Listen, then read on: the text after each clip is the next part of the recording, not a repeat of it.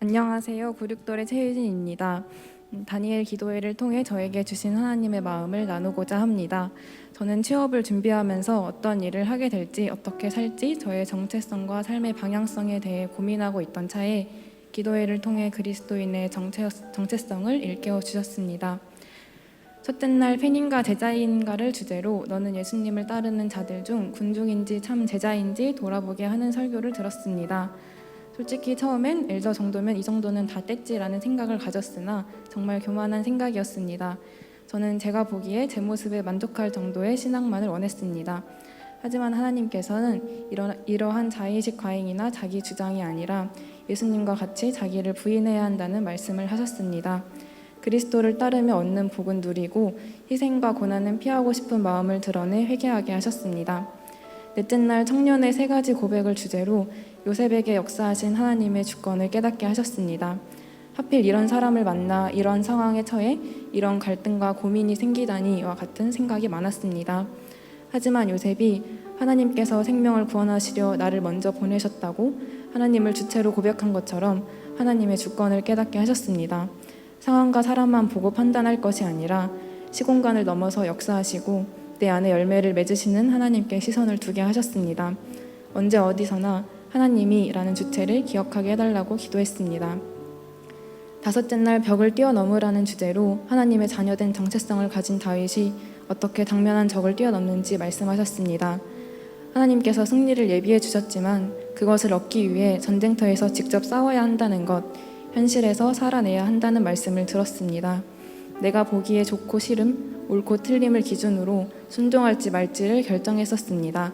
하지만 전혀 홀리해 보이지 않는 현실, 나를 시험 들고 실족하게 하는 곳, 나의 위선과 나의 조급함이 드러나는 곳, 내가 낮아져야 하는 바로 그곳에서 하나님의 나라를, 하나님의 통치를 구하고 순종해야 하는 곳임을 깨닫게 하셨습니다. 6째 날 우리에게 주어진 사명을 주제로 죄인인 우리가 하나님 앞에서 깨끗함을 받고 어떻게 살아가야 하는지에 대한 말씀을 들었습니다. 하나님의 영광을 본 자는 죽게 되어 있다는 말씀으로 하나님의 절대적인 선함, 절대적인 거룩하심이 참 두려웠습니다. 나의 죄에 대한 책임과 심판을 피할 수 없다는 생각이 들었습니다. 죄를 직면하고 하나님이 두려워질수록 신이신 하나님이 2000년 전 인간의 모습으로 오셔서 나를 위해 죽으신 사랑이 얼마나 큰지에 대한 감격이 있었습니다. 그 사랑을 먼저 받은 자로서 나를 보내소서라는 반응을 하게 하십니다. 성공하고 싶고 하나님의 영광을 위하는 척 나를 높이고 싶은 저에게 모든 자기 중심성이 무력화되는 하나님 나라를 보게 하십니다. 하나님이 가장 귀하게 여기시는 생명을 살리는 일에 사용되는 것이 하나님의 일에 초대받은 것이 감사해 열심을 내게 하십니다. 6일간의 말씀을 통해 하나님께서는 저의 마음에 하나님의 주권, 하나님의 하나님 되심을 새기셨습니다. 내가 가지고 있던 하나님에 대한 생각에서 하나님이 계시하시는 하나님과 하나님이 나에게 갖고 계신 생각으로 초점을 돌리게 하셨습니다. 언제나 완전함과 완벽함을 원하는 영혼의 갈망은 오직 그리스도 안에서 더 바랄 것이 없이 채워짐을 깨닫게 하셨습니다. 깨닫게 하신 것은 많은데 이대로 살지 못할까 봐 드는 두려움도 큽니다. 하지만 성경이 말하는 바가 사람의 위대함이 아니라 죄인을 거룩하게 하시고 그를 의지하는 자를 사용하시는 하나님이라는 것을 기억나게 하십니다. 죄에 10번 넘어졌을 때 깨닫는 것이 다음에도 넘어지겠다는 것일지라도 그리스도가 죄와 사망을 이기셨다는 것에 소망을 두게 하십니다.